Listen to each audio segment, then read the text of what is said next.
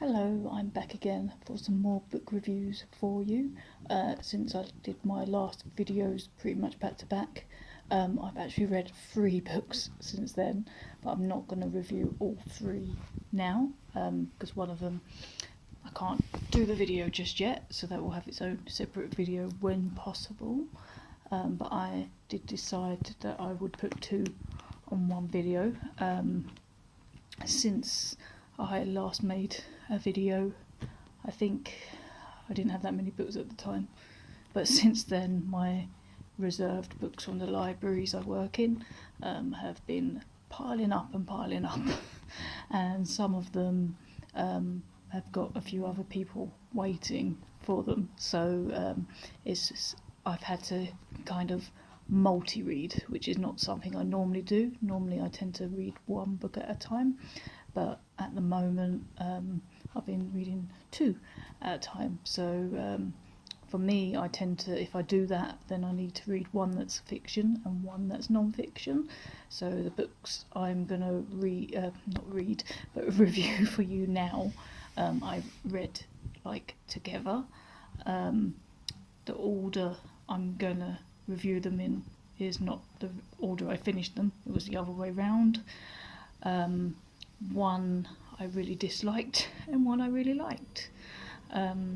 So the first one is the non-fiction one, the one that I finished yesterday. This one I thought was going to be really good because I had to wait quite a long time for this one to come, and I think it's fairly kind of famous-ish, and I'm having to bring it back because of somebody else's reserves as well. Lots of people have been reserving it. It's the 5 AM Club by Sharma. Now it's definitely non-fiction, you can see there's a Dewey number there, but and it's about getting up early and like making the most of getting up early and make so that it makes your day better, or however. However, this non-fiction book is written as fiction, but I really didn't like it. Now, I never read the reviews of any books that I'm reading until after I've read them, or I at least try not to, so that I can make my own mind up, and it's only afterwards I check. And especially when I've read one that I really didn't like, then I'm curious to see if it's just me or not. And when I looked at the reviews after finishing the book, I was like, okay, maybe if I had read these reviews I might not have bothered with this book, because honestly, I really hate to say it, but the writing is really terrible in this. I mean, I'll give it 10 out of 10 for creativity, or like trying to do a non-fiction book in fiction form. However, the story that he tried to write is just not that great, really. And for me, the fact that it was written like that really detracted from actually the information that he's trying to portray in this book. So it was kind of shoehorned in to little bits of the book. So it's really thick, and many other people said this as well. It's like it could be probably even half this size at least, maybe even less. So I think someone on Goodreads even said it could actually, the actual information could be like in a pamphlet. That's how ridiculously overfilled this book is. I mean, there were so many catchphrases kind of squeezed into it. Some of them I quite like, but they weren't like original, they were ones taken from other places. And even though there was little bits that were kind of interesting, that were might be worth applying to people's lives, like I mean, I kind of do this already, but the 20-20-20 method that he speaks about as your 5 a.m. power hour, he says about doing 20 minutes of exercise, 20 minutes of like meditation and kind of self-development, and 20 minutes of doing goals and things for the day and that kind of stuff. And I pretty much do not exactly that, but pretty similar, so it wasn't anything new. But also I just didn't, the actual information, like I say, it's really hard to actually even get to the information because of the way it's laid out. It made it just difficult to find. If you do want the general information, by the way, if you go on Goodreads and look at the reviews, some people have actually bothered to write out the bits that were actually the advice amongst the gumph. But what was I saying?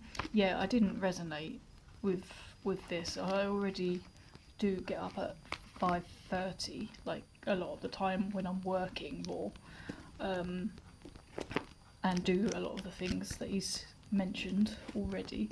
But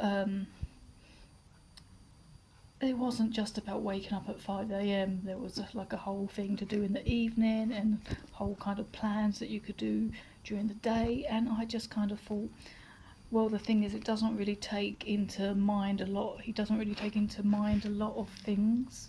Like, well, one, not being funny, but this is obviously written by a man, a woman who has, especially one that has their monthly cycle, or could be going through menopause, or lots of reasons. 1 week, at least 1 week a month, you're more tired and you're not gonna get up at 5 a.m. for one. But also people's different rhythms. We can't all go to bed early and get up at 5 a.m. And not only that, but all this other stuff, like, do all these things in the evening, do all these things in the day, etc., etc. Basically, who has the time? Unless you don't work or do anything or have any other interests apart from just working hard to do something. I don't know, because I think even if you have a career, I can't see how you could have time to do the things everything that this guy suggests. So, to be honest, I wish I hadn't bothered. So 10 out of 10 for creativity for the fiction, non-fiction, but I think I put 2 out of 5 on Goodreads, but I actually think maybe 1 out of 5, because I just didn't really resonate with this book. So I wouldn't bother if I were you, to be honest with you. I'm sure there's other books of a similar vein that would be a lot easier and nicer to read. Now, the second book is completely different, and this one I really liked. It was my first fiction for a while. It's called How to Build a Girl, and it's by Catlin Moran, who I've read I've read a few of her non-fiction books as well. She's quite famous kind of journalist and feminist. Now, she wrote How to Be a Woman, which is quite a famous non-fiction book that she wrote on feminism, which is really funny and I really love it. She wrote another book, I think it was called More Than a Woman, which was also a non-fiction book, but as an slightly older woman. But that one I didn't resonate with so much, and I didn't like it as much as the other book. But this is one of her fiction books, which, because apparently there's 2 of them, so it's a little series, which I didn't know before, but I hope to read the second one at some point. But this was great. I actually really loved this.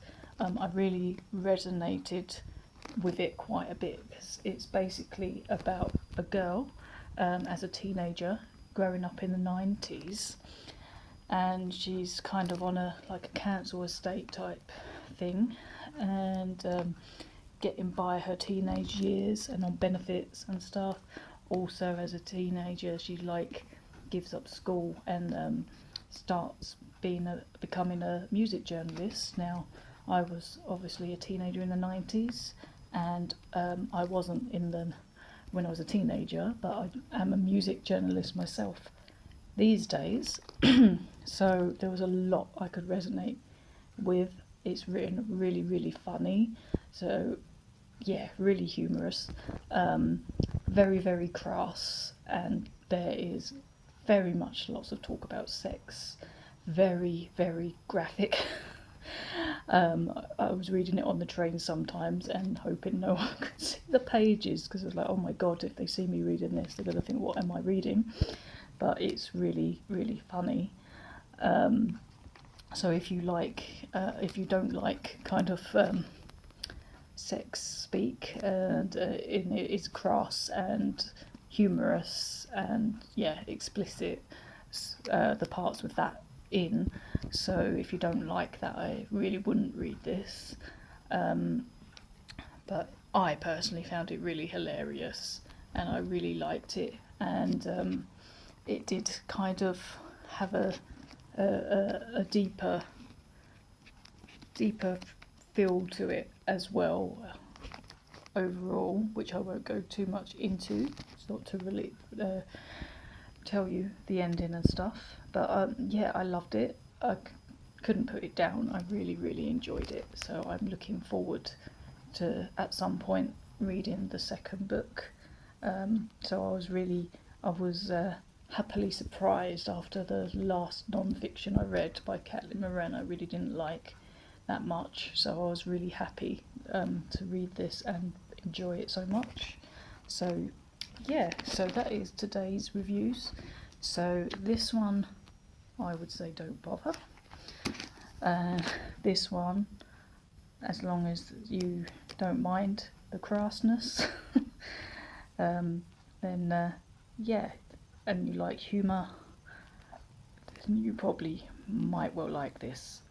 And I also liked that it didn't, even though it could have quite easily have gone in a really predictable ending, typical ending, it didn't. So I really liked the way it ended. It wasn't a typical ending, so I really liked that. So yeah, this one, do bother, as long as you don't mind the sex chat, which is graphic and crass. It's so check those out if you haven't already. If you have checked either of those out, I'd love to know what you thought, especially if you've read this 5 a.m. club, because it seems like many people have or want to. Then leave a comment and tell me what you thought about it, and if you found it helpful at all. Let me know in the comments, or if you've read the other one and what you thought of that. Or just let me know what you've been reading recently, and I will be back very, very soon. And so I'll see you then. Bye bye.